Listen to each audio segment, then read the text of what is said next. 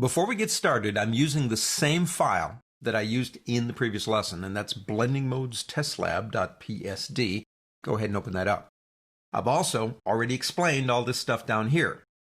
This layer is being influenced by a blend layer of one of these three up here. That's how it works. We're going to change right here and go into blend, but we're going to do the exact opposite, in a sense, of what we did in the previous lesson.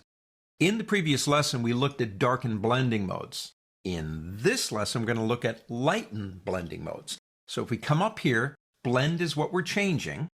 We're going to go to pass through and change that to one of these. Let's start with the one called lighten. Now what does it do? It looks at the color information and selects the base or the blend color, whichever's lighter.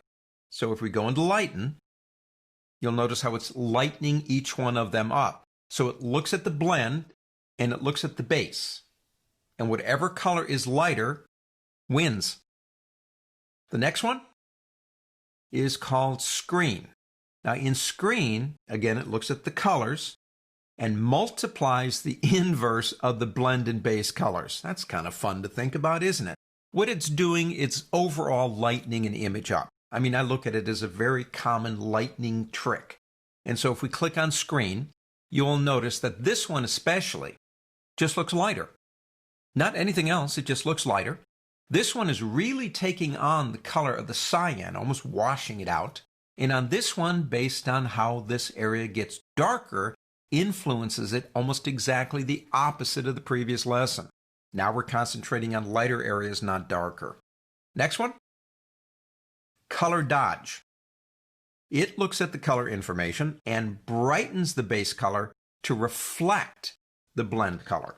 So if we get into here, again, the overall result is lighting, but it's a little bit more serious on what it does, and it almost blows some of these areas out based on the colors. Next one, linear dodge. What linear dodge does is it looks at the color information and brightens the base color to reflect the blend color by increasing the brightness. So overall, it's just going to make things lighter in a much more aggressive way than the previous one. And the final one is lighter color. In this case, it's going to look at the base and the blend, and it's just going to keep the image lighter. It will not use anything darker. So if we go into there, you'll notice as we get into an area like this, we're losing the information completely because this area is lighter.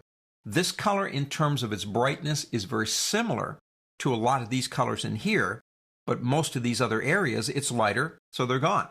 And in the case of them both being equal, it doesn't change them at all. Now let's get practical again. Let's go into apply. This time, dark. Let's go ahead and turn that one on so we can see it. Way too dark. We need to fix this image. Make a copy of it, Control J. Tell you what, change the blending mode to screen.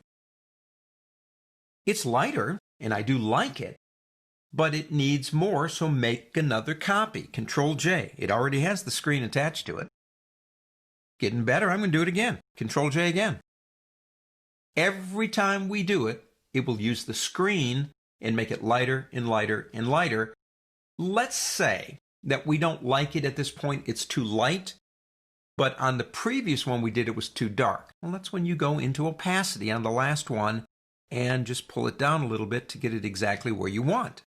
So screening an image using one of the lighten blending modes is again a down and dirty way to fix an image. Tell you what, let's reset this image and get ready for the next lesson. So we're going to get rid of the dark copies. Let's go ahead and collapse apply. That's a group. Turn that off. Go into blend as a group and change that back to pass through. Now we're ready. On to the next.